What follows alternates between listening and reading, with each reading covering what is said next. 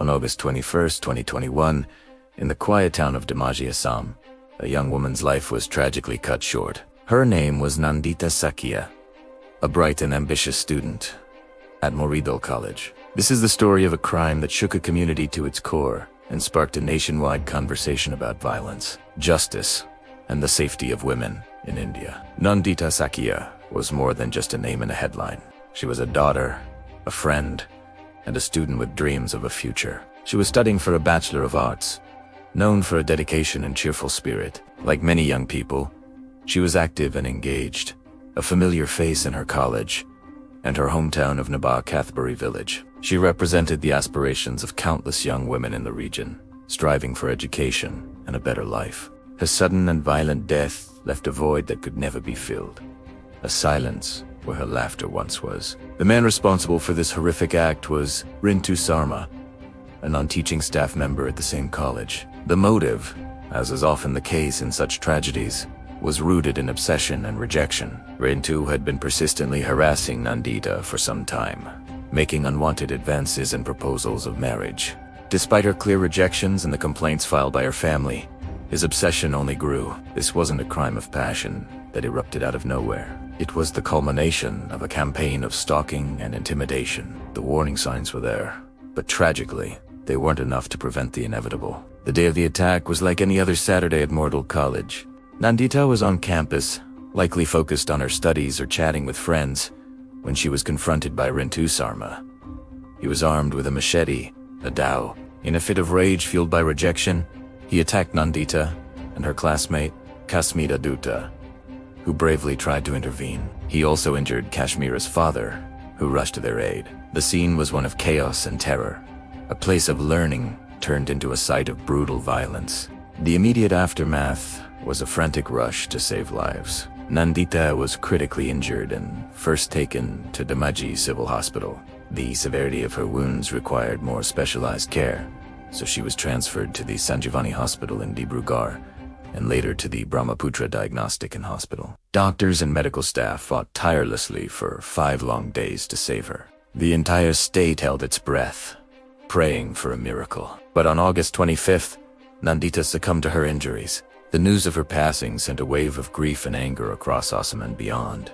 The public outcry was immediate and immense. Students, civil society groups, and citizens from all walks of life took to the streets. Protests erupted across Assam, from Guwahati to Dhemaji. The All Assam Students' Union, or AASU, was at the forefront, demanding swift and severe justice for Nandita. Their voices were a powerful chorus calling for accountability. They demanded capital punishment for Rintu Sharma, a sentiment echoed by thousands. The hashtag Justice for Nandita Saikia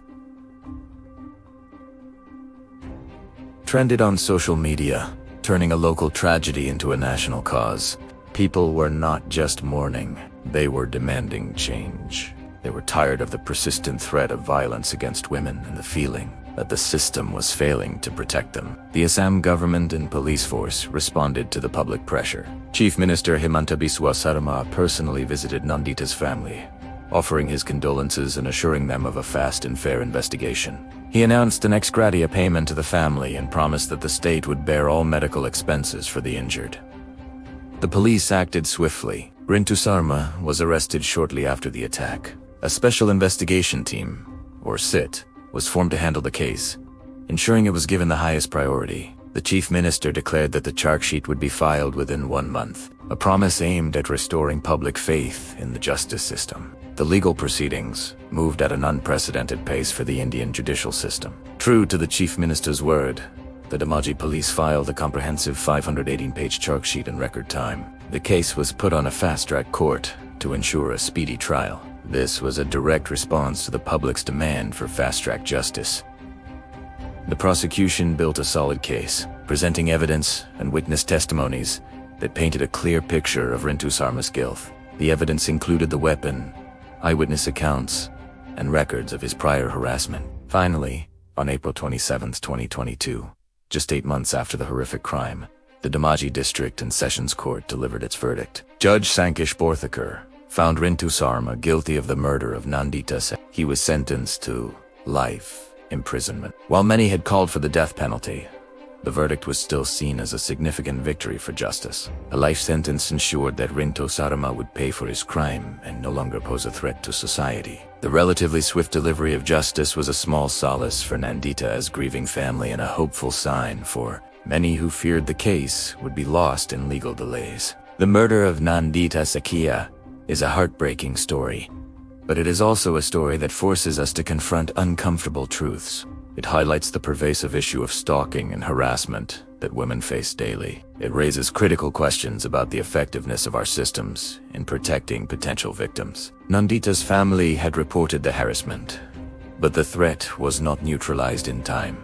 This case became a catalyst for discussions on strengthening laws against stalking, improving police response to such complaints, and creating a safer environment for women in educational institutions and public spaces. It also demonstrated the power of collective action. The widespread protests and public pressure played a crucial role in ensuring the case was not forgotten. The media coverage and social media campaigns kept the spotlight on the demand for justice, compelling the authorities to act decisively. It showed that when a community unites, its voice can bring about change and hold the system accountable. Nandita's legacy is a painful reminder of a life stolen too soon, but it is also a call to action. It urges us to be more vigilant, to take threats of harassment seriously, and to support victims who come forward. It's a call to create a society where women can pursue their dreams without fear. The fast-track justice in her case offers a glimmer of hope, a blueprint for how the system can and should work. But the real tribute to Nandita Saikia is not just in punishing her killer.